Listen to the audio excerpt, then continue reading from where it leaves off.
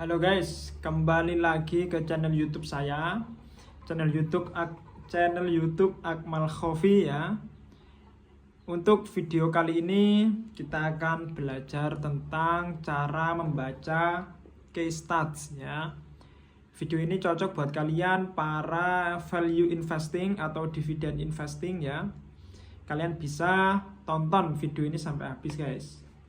Ya, jadi semoga video ini bermanfaat guys ya. Ini cara membaca case stats ya, atau fundamental perusahaan guys. Jadi kalian tidak usah repot-repot baca laporan keuangannya guys ya. Jadi kalian langsung bisa ke case stats ya. Jadi secara garis besar itu sudah tahu fundamental perusahaannya isinya apa saja guys ya. Cukup dengan case stats ini. Langsung saja ya, kita ambil contoh Bank BBCA guys.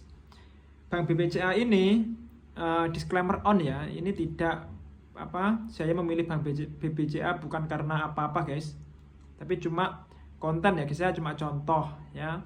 Di lain sisi Bank BBCA ini likuiditasnya juga tinggi guys ya, jadi bagus lah ya. Langsung saja ya, yang pertama itu ada namanya net income guys. Net income itu adalah laba bersih perusahaan ya, laba bersih ya. Jadi pendapatan sudah dikurangi beban ini, beban itu dan lain-lain guys. Jadi nanti diperoleh laba bersih. Nah, laba bersih ini sudah tertera ya, mulai tahun 2016, 2017, 2018, 19 sampai 2025 guys. Ya, jadi up to date ya guys. Nah, Q1, Q2, Q3, Q4 itu namanya adalah kuartalan guys ya. Kuartal 1 itu Januari sampai Maret ya. Kuartal 2 itu April sampai Juni. Pokok kuartalan guys. Kuartalan itu tiap 3 bulan sekali. Nah, itu selalu diupdate. Kemudian ada unlisted guys. Unlisted itu unlisted itu secara tahunan ya.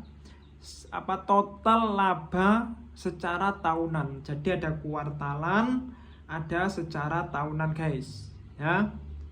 Paham ya? Kemudian TTM kuartal 1 itu adalah itu guys, secara tahun berjalan guys ya, secara tahun berjalan untuk TTM itu ya guys. Nah, guys. Jadi kalian bisa tahu nih perkembangan ya. Oh, di 2024 ini laba bersihnya secara tahunan itu 54 triliun ya, itu ya, 54.000 miliar itu 54 triliun guys. Ya, kemudian di 2023 itu 48 triliun guys. Jadi di 2024 laba tahunannya itu meningkat ya guys ya, naik tinggi. Nah, kemudian di 2025 itu kan yang masih keluar adalah laporan keuangan kuartal 1 guys. Jadi kuartal 1 itu 14.000 triliun guys. Sedangkan di 2024 kuartal 1 itu adalah 12.000 triliun. Jadi laba bersihnya itu meningkat ya guys ya. Oke, setelah net income ya, di sebelahnya itu ada namanya EPS guys, atau earning per share. Laba per saham beredarnya guys ya. Jadi biasanya growth investing itu biasanya lihatnya EPS guys. Kalau EPS-nya itu tumbuh ratusan persen, biasanya itu perusahaannya ke depannya masih akan growing ya guys ya. Nah, ini bisa dilihat ya, mulai dari kuartal 1 sampai kuartal 4 tahunan juga guys ya. Ini di kuartal 1 itu naik ya guys EPS-nya, yang di 2024 cuma 104,48, di 2025 itu 114,75 guys. Nah, kemudian revenue. Nah, revenue itu adalah pendapatan guys ya. Berbeda dengan laba. Kalau pendapatan itu masih murni pendapatan guys, belum dikurangi beban dan lain-lain guys.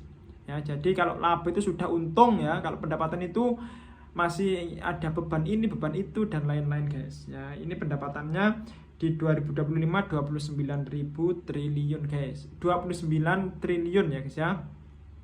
Nah, udah guys. Setelah net income, EPS, revenue ya, di sini ada juga dividen ya.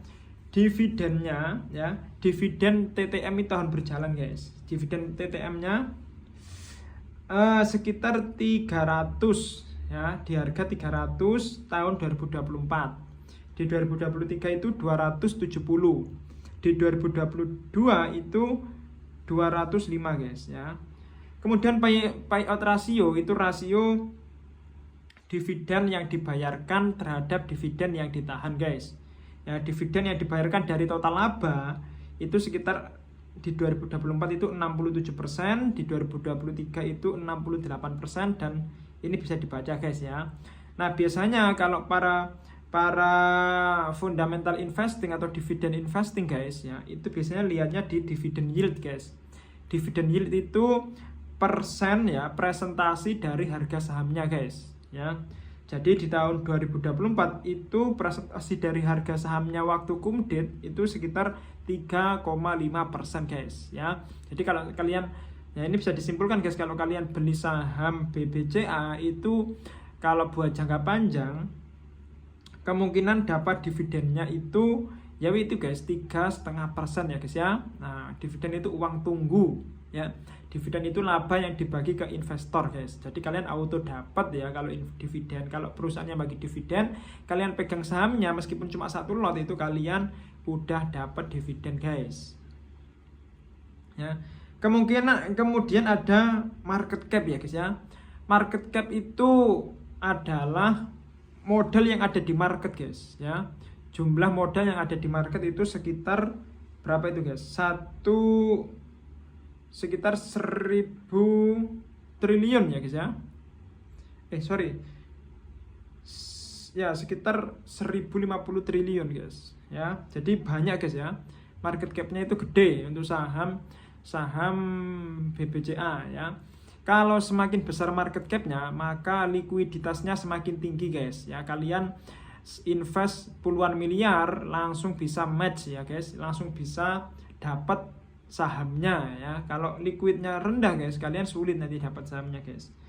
Kemudian jumlah saham yang beredar itu adalah 123 miliar guys. Ini 123,28 miliar ya guys ya. Nah gitu guys, itu current share outstanding itu adalah jumlah saham beredarnya guys, yaitu 123 miliar.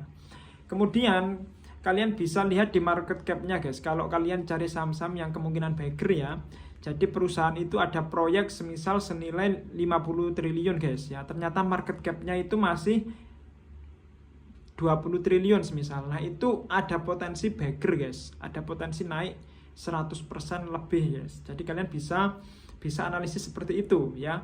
Kalian cari, baca berita ya, ada proyek semisal saham A, proyeknya ada proyek tanahnya semisal ya, tanahnya itu ribuan hektar guys, sedangkan market cap-nya itu kecil. Nah itu kemungkinan besar itu potensi untuk sahamnya terbang guys, terbang ke market cap yang lebih gede, lebih besar, yang sesuai dengan kondisi fundamental sahamnya guys. Nah itu ya guys ya.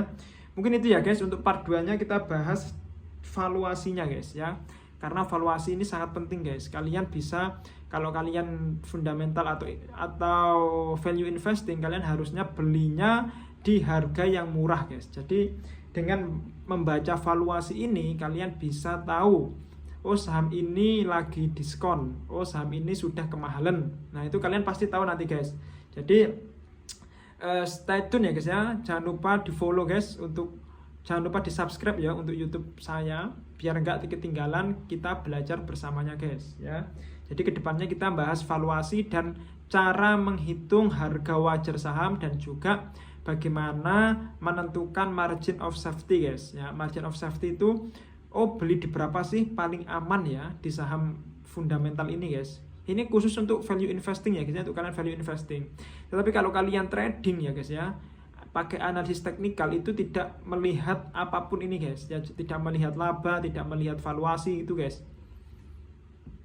Jadi ini cocok buat kalian yang membeli saham kemudian ditinggal tidur ya guys ya. Jadi ini bagus ya. Kedepannya kita akan bahas tentang valuasi, kemudian ada juga cara menghitung harga wajar sahamnya ya. Ada dua metode guys, nanti ada yang menggunakan laba perusahaan dan juga menggunakan price to book value per share guys. Kemudian yang ketiga adalah menentukan margin of safety sekitar 20-30% guys. Oke guys, jangan lupa subscribe, like, comment, dan share guys. Oke guys.